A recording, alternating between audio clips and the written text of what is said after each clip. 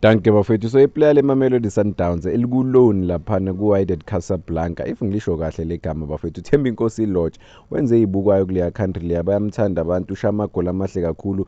Khona lela abahlezi benza ngalama highlights lana avase player enza ngathi uyashooter and then alivala libeke phansi alishaye kahle. uLorch sekawashayela amagoli ambalwa kuleya team leya. Unama man of the match not one not two, I think more than 3 or 3. Yeah, highly influential lapha neteamini yakhona. Ngikhumbula iMamelodi Sundowns bewazama ukukhuluma nayo noma bebakhulumisana naye bathi nayo bafuna ukugcina uLorch bamnike permanent deal, but ke ngathi iMamelodi Sundowns yam overpriced.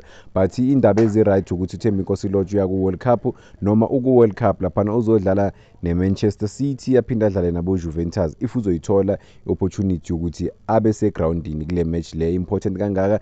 uLorch ke just before ajoyina ilona iCasablanca bengadlali laphana kuMamelodi Sundowns, bekunzima kakhulu for yena. Siyazi ukuthi bekanama-injury, adila nama-personal problems ukuthi kunzima ukuthi a-adapte to i-team, but guess what, uRolani Mokwena umnikile i-opportunity ukuthi ahambe amthathe njengoba bekacoacha laphana uRolani Mokwena eMorocco, amthatha ngeloni. Bheka manje uThembinkosi Lorch uyithathile i-opportunity wayibamba ngazo zombili ngempela yabo.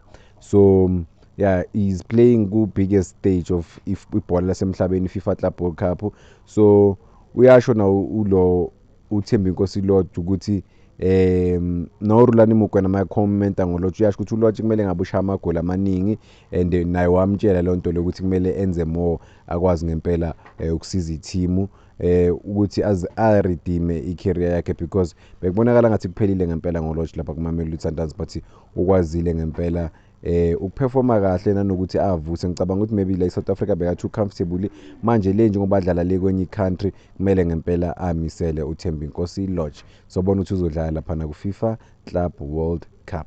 Danke bafowethu.